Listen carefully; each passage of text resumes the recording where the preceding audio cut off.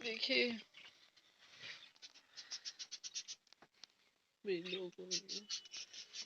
মদ্দা সব খোলতো, ফাঁকা করে দে। আছে না বেরিয়ে গেল? আছে আছে, ও বেরিয়ে যাবে কোথায়?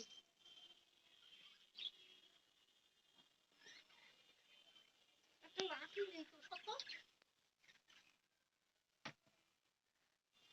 আজকে রান্না 12 বেজে গেছে। এই সর, পদ্মা দাঁড়াও দাঁড়াও, কোথায় গেল? তুই সর, বাহ, সাপ চলে এসছে। পদ্মাটাকে খুলে নি, উপরে আছে। আমার জ্বালাতন সহ্য হয় না, সব প্রত্যেকটা দিন। ওই উপরে গেছে ও।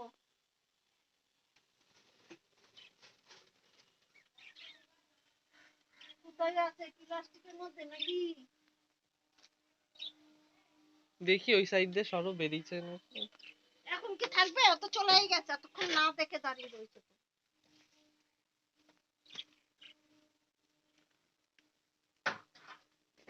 পুরো নেই তো।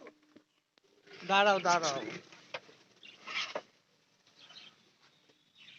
নেই ওইসব দিকে নেই।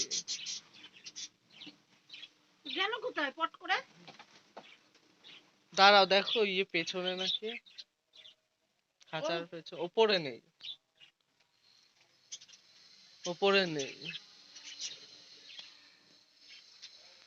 এই সব আগলা করে দিবি তো, ফাঁকা করে রাখবি, ঢাকার দরকার নেই। পাল ছাল কোথায়? এর মধ্যে এইখানটায় টুপলা হয়ে রয়েছে। এই কুত্তার ঘর মশাই, ঘর ফাঁকা করে থো, তাহলে অসুবিধা হবে না। গরম পড়েছে, এই দুদিন পর পর আসবে আর এরকম। আমি কখন যে পাড়া মেরে দেবো তার নেই ঠিক। চলে গেছে, চলে গেছে। কোথা দিয়ে গেল দেখবি না? ওই উঠলো তো, ওই জানলার ইয়ে দিয়ে বেরিয়ে গেছে, ফাঁক দিয়ে।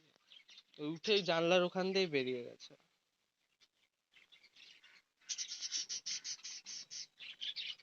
এই তুই এই সব নোংরা পরিষ্কার করবি আজকে। আমার শরীর নিয়ে আমি সব পরিষ্কার করে ফেলেছি। ঘরের মধ্যে আমার এখানে এখানে ইট দিয়ে ঘর মারাই তুইছে।